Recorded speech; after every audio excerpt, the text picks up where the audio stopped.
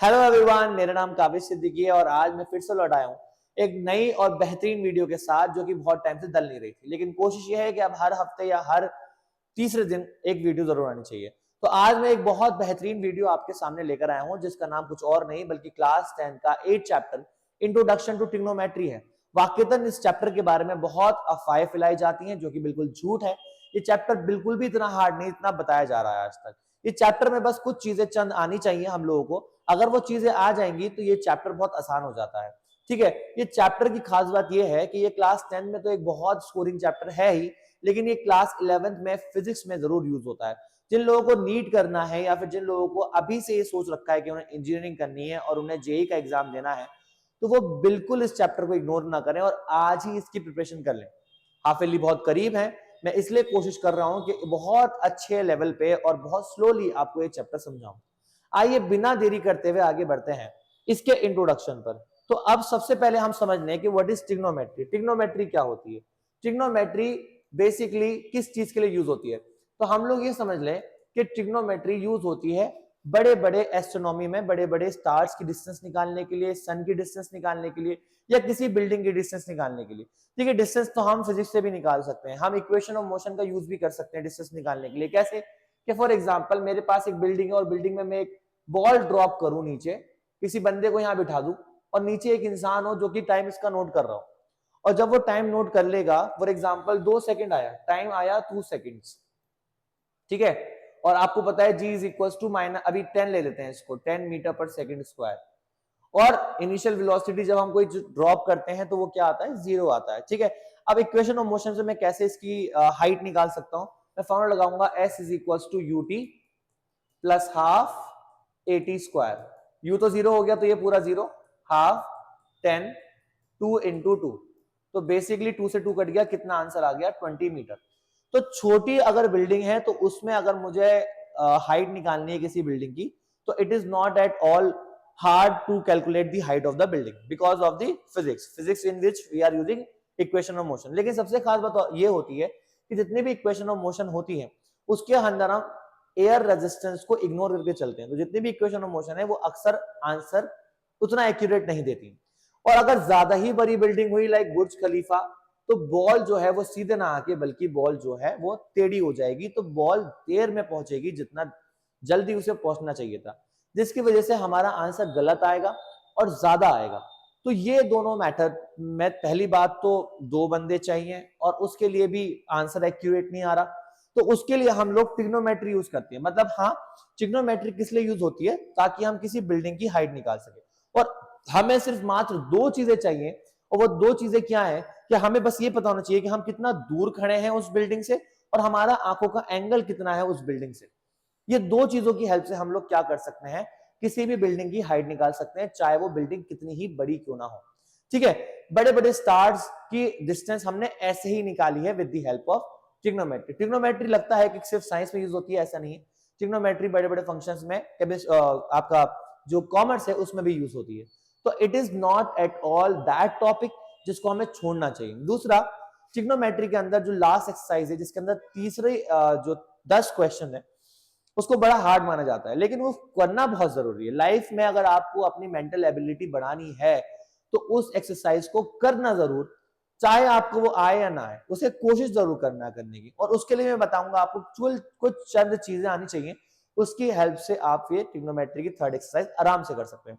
Trigonometry में आइए देखते होता क्या है। देखिए, ट्रिग्नोमेट्री सबसे पहली बात तो हम ये समझ लें कि ट्रिग्नोमेट्री सिर्फ और सिर्फ एक राइट एंगल ट्रायंगल लग सकती है। ट्रायंगल बहुत तरीके के होते हैं, स्केलर, इक्विलेटरल, आइसोसेलेस, लेकिन ये ट्रिग्नोमेट्री सिर्फ और सिर्फ राइट एंगल ट्रायंगल के अंदर ही लगेगी। राइट एंगल ट्रायंगल के अंदर होता क्या है? एक एंगल 90 डिग्री का होता है, ठीक है, और हमारे पास 3 साइड्स होती हैं। इन 3 साइड्स को हम, इस सबसे नीचे वाली साइड्स को बेस बोलते हैं, इसको हम परपेंडिकुलर बोलते हैं, इसको हम हाइपोटेन्यूज बोलते हैं। ठीक है, और सबसे बड़ी साइड जो होती है वो हाइपोटेनस होती है। और दूसरी बात ये समझ ले कि जो हम डीलिंग करेंगे वो इस थीटा या इस थीटा के बारे में करेंगे।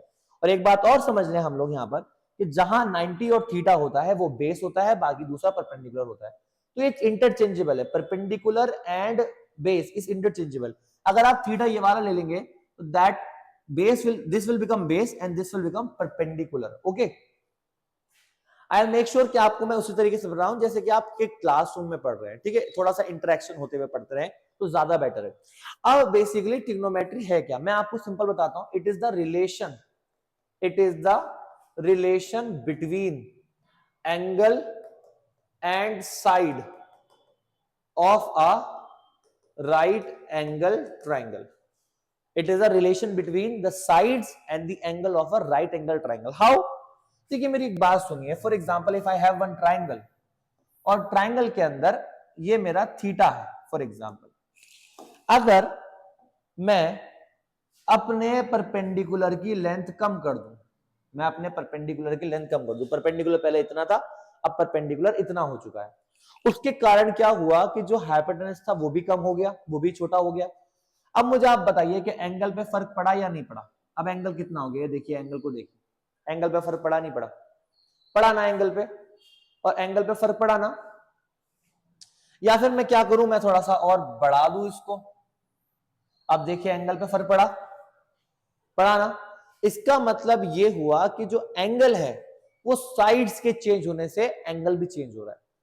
लेकिन कितना साइड चेंज करेंगे तो कितना एंगल चेंज होगा वो कौन बताएगा। आइए देखते हैं। देखिए ट्रिग्नोमेट्री के अंदर हम सबसे पहले तो ये जान लें कि हमारे पास एक राइट एंगल ट्राइंगल होगा जिसकी एक साइड 90 डिग्री होगी, इसे हम हाइपोटेनस कहते हैं, इसको हम बेस कहते हैं। बेस तब कहते हैं जब थीटा ये वाला होगा, मैं मान रहा हूं अभी थीटा ये वाला है, ये परपेंडिकुलर है, उस ट्रायंगल को हमेशा नाम देंगे, ए बी सी नाम दे दिया हम एक काम करते हैं, हम रेशियो निकालते हैं किसका, साइड्स का।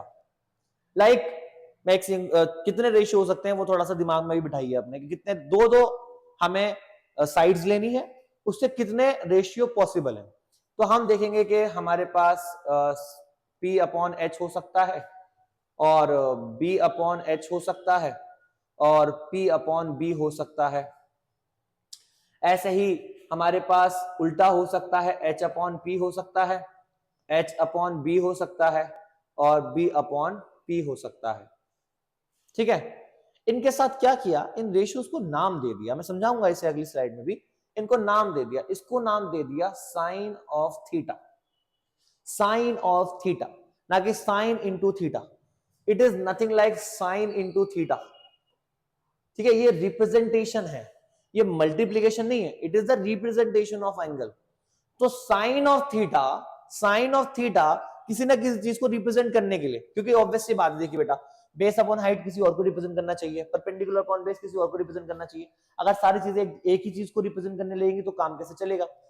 ऐसे ही इसको बोला कोसेक थीटा, इसको बोला cosine of theta, cosine of theta, sine का कोसाइन ऑफ थीटा, इसको बोला सेक थीटा, इसका कॉस को क्या हो गया, इसका कॉ ये हो गया, इसको बोला tangent of theta, tangent of theta, और इसको बोला को टेंजेंट ऑफ थीटा, को टेंजेंट ऑफ थीटा।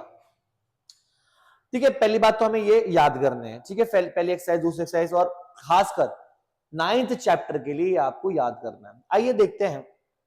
बेसिकली इसको याद करने का तरीका सब आपको बता चुका होगा क्लासरूम में भी, टीचर्स भी, कि हम लोग इस तरीके से याद कर सकते हैं, पाकिस्तान भूखा प्यासा, हिंदुस्तान हरा भरा। हम लोग जानते हैं कि ये बचपन से हमें पढ़ाई जाती है। किसी कॉमर्स वाले से ये पूछो ना 12th में आगे कि सर ये पाकिस्तान भूखा प्यासा, हिंदुस्तान हरा भरा याद है, तो बोलेगा हाँ याद है। मतलब ये कॉमर्स वालों को भी याद रहता है क्योंकि आसान है। तो पाकिस्तान भूखा प्यासा, हिंदुस्तान हरा भरा, perpendicular upon hypotenuse sine, base upon hypotenuse cos, perpendicular upon base tan. इनका उल्टा कर देंगे तो हाइपोटेनस अपॉन परपेंडिकुलर कोसाइन, ठीक है, कोसेक सॉरी, और हाइपोटेनस अपॉन बेस हो जाएगा, हाइपोटेनस अपॉन बेस हो जाएगा सेक, और बेस अपॉन परपेंडिकुलर हो जाएगा कॉट। ठीक है, इस तरीके से आपने याद कर लिया। आइए आगे चलते हैं। तो basically it is nothing but representation of sine theta, cos theta, tan theta. It is a representation of some ratio. Ratio मतलब दो चीजों को डिवाइड करना। तो sine theta, cos theta and tan theta is the representation of some ratios of the sides. Sides के ratio, ratio मतलब divide करना, sides के रेशियो को ही रिप्रेजेंट कर रहे हैं ये नाम। साइन आना चाहिए दिमाग में perpendicular upon hypotenuse, base cos आना चाहिए बेस अपॉन हाइपोटेनस। आइए आगे बढ़ते हैं। Let's take we have a triangle, in triangle this is 30 degree, Okay, this is perpendicular, this is base and this is hypotenuse. Now take sin 30. मैं आपको एक simple angle लेके बता रहा हूँ. sin 30. sin 30 में हम देखते हैं कि sin 30 की एक्चुअल में वैल्यू क्या होती है. तो sin 30 की जो वैल्यू होती है वो होती है 1/2. ठीक है, अभी मैंने आपको क्या बताया, साइन क्या होता है, परपेंडिकुलर अपॉन हाइपोटेनस. sin 30 की वैल्यू होती है 1/2. इसका मतलब होता है ये किसका इक्वल है, परपेंडिकुलर अपॉन हाइपोटेनस के. यहाँ पे जब भी एंगल 30 होगा तो इसका मतलब क्या हुआ, perpendicular upon hypotenuse is equal to 1/2. 2 को उधर भेजो, हाइपोटेनस को उधर भेजो, तो hypotenuse is equal to 2b. मतलब इसका ये है कि जब भी एंगल 30 होगा, जब भी एंगल 30 होगा यहाँ पर, तब हाइपोटेनस जो होगा वो 2 टाइम होगा परपेंडिकुलर के. देखिए कैसे, 1/2 को मैं 2 से मल्टीप्लाई कर देता हूं ऊपर नीचे, तो ये क्या बन गया 2/4. 1/2 को मैं मल्टीप्लाई कर देता हूं 3 से, तो ये बन गया 3/6. हो सकता है कि आपका परपेंडिकुलर 2 हो तो हाइपोटेनस 4 हो जाएगा, आपका परपेंडिकुलर अगर 3 है तो हाइपोटेनस 6 हो जाएगा. मतलब ये है कहने का कि जब जब एंगल 30 होगा उस केस में जो भी परपेंडिकुलर होगा हाइपोटेनस उसका डबल होगा. ऐसे हम देख लेते हैं cos थीटा का एग्जांपल. cos 60 की बात करते हैं. cos का मतलब क्या होता है, बेस अपॉन हाइपोटेनस. cos 60 की वैल्यू भी 1/2 होती है. अगर एक ट्राइंगल है, ट्राइंगल के अंदर ये 60 डिग्री का एंगल है, ये परपेंडिकुलर है, ये बेस है, ये हाइपोटेनस है, तो इसका मतलब क्या हुआ, बेस को जब भेजो 2 hypotenuse is equals to 2b. तो जब भी 60 डिग्री एंगल होगा, जब भी 60 डिग्री एंगल होगा, तब क्या होगा बेटा, हाइपोटेनस जो होगा बेस का डबल होगा. समझ में आ रहा है आपको लॉजिक, कि बेसिकली जो ये एंगल रिप्रेजेंटेशन है यहाँ पर वो कुछ नहीं कर रहे हैं, बल्कि इन रेशियोज को, इन साइड्स को रिप्रेजेंट कर रहे हैं. और जैसे जैसे एंगल बढ़ता है या कम होता है, साइड्स और रेशियो की वैल्यू भी घटती और कम होती है. अब आप 10 का ही मिसाल ले लीजिए. 1045 की बात करिए आप. 1045 परपेंडिकुलर अपॉन बेस, तो ये कितना होता है, 1 होता है. 1045 की वैल्यू 1 होती है. तो इसका मतलब ये हुआ कि उस केस में परपेंडिकुलर और बेस क्या होंगे, इक्वल होंगे. तो जब भी एंगल 45 होगा यहाँ पर, तब परपेंडिकुलर और बेस सेम होंगे. लॉजिकल भी है. क्लास 9 में एक थ्योरम पढ़ी थी, angle opposite to equal sides are equal. अगर 45, ये 45 एंगल है, ये 90 है, तो ये भी 45 हो जाएगा. जब ये 45 हो जाएगा, दोनों एंगल इक्वल, दोनों साइड्स कैसे हो जाएंगी, इक्वल हो जाएंगी. तो बेसिकली इट इज नथिंग. अब ये मैथ का जो ब्रह्मांड है पूरा, ये सब उधर ही आके मिल जाता है. सब लॉजिकल बातें होती हैं, कुछ भी अलग या अजीब बात नहीं होती. तो आई होप कि ये बात समझ में आ गई होगी कि हम ट्रिग्नोमेट्री को कहाँ यूज करते हैं, कैसे यूज करते हैं, और ट्रिग्नोमेट्री एक्चुअल में होती क्या है. तो बस इन्हीं सब चीजों को लेके चलना है. ये चीज याद कर लीजिए आप, ये बड़ी इंपॉर्टेंट है. और पहली एक्सरसाइज के लिए ये बहुत ज्यादा इंपॉर्टेंट है. पहली एक्सरसाइज के लिए आपको एक और चीज आनी चाहिए जिसको हम बोलते हैं पाइथागोरस थ्योरम, पीजीटी. हमारे पास राइट एंगल ट्राइंगल जब भी होगा, ठीक है, ये हाइपोटेनस कहलाएगा, जिसको हम सबसे बड़ी साइड कहते हैं.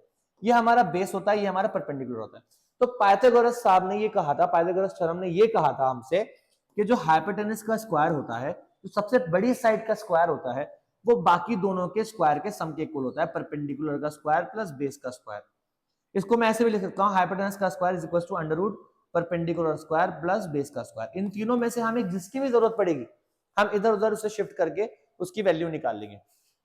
यह बहुत जरूरी बात है इसके अंदर. दूसरी बात यह है कि जब भी आपको कोई चीज रेशियो में दे रखी है, for example we have rectangle और उसका लेंथ और ब्रेड्थ का रेशियो दे रखा है 2:3, और ये आप 6, 7, 8 से पढ़ते आ रहे हैं, तो कभी भी आप ऐसा नहीं लिख सकते कि लेंथ इज इक्वल टू 2 और ब्रेथ इज इक्वल टू 3. कभी भी आप ऐसा नहीं लिख सकते. आप लिखेंगे length is equal to 2x और breath is equal to 3x, क्योंकि आपको पता नहीं.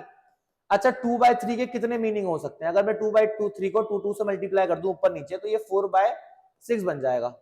ऐसे अगर मैं इसे 4 से मल्टीप्लाई करूं तो 8/12 बन जाएगा. ऐसे मैं 5 से मल्टीप्लाई करूं तो ये 10/15 बन जाएगा. तो क्या वैल्यू 4 है, मतलब क्या एल की वैल्यू 2 है, 4 है, 8 है, 10 है, कुछ नहीं पता. तो रेशियो में एक्चुअल में हमें पता नहीं होता कि जो सामने वाली वैल्यू दे रखी है वो क्या है.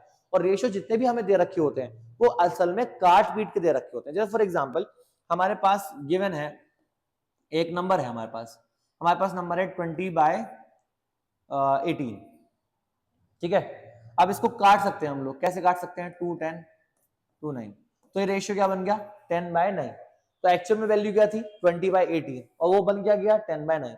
तो जो रेशियो में दे रखा होता है, तो वो एक्चुअल में वो अमाउंट और वो जो नंबर होता है वो एक्चुअल में नहीं होता, हम वो कटा हुआ नंबर होता है. तो इसलिए कभी भी हम डायरेक्ट नहीं ले सकते कि L इज इक्वल टू 2 और B इज इक्वल टू 3. हमें क्या लगाना पड़ेगा, या तो उसके साथ X लगाना पड़ेगा, या उसके साथ के लगाना पड़ेगा। जनरली ट्रिग्नोमेट्री में हमने जब भी पढ़ा तो हमने उसमें के लगाया।